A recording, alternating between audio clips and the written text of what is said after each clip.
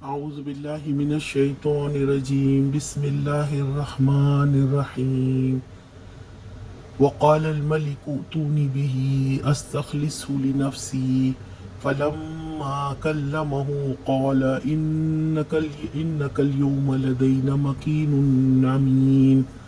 بادشاہ نے کہا انہیں میرے پاس لاؤ تاکہ میں ان کو اپنے لیے مخصوص کر لوں.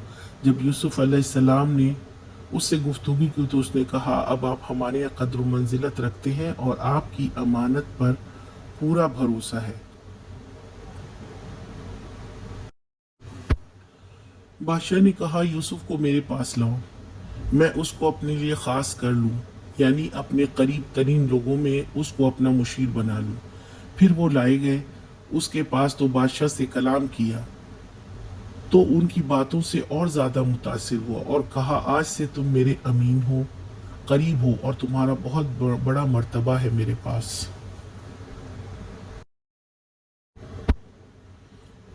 دیکھیں کہاں سے آزمائش شروع ہوئی. ان کے بھائیوں نے کنویں میں پھینکا اور وہاں سے جیل تک کی مشقت. کوئی سفارشی کوئی ہمدرد نہیں، مگر اللہ سبحانہ و تعالی علیم اور حکیم ہے.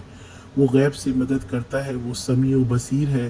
اس نے تمام مصائب کے بعد اس ملک میں ان کو بادشاہ کے قریب وہ مقام دیا جس کو پانے کے لیے لوگ ساری زندگی صرف کرتے ہیں مگر اس مقام تک نہیں پہنچ پاتے. آج کا سوال، بادشاہ نے یوسف علیہ السلام سے کیا کہا؟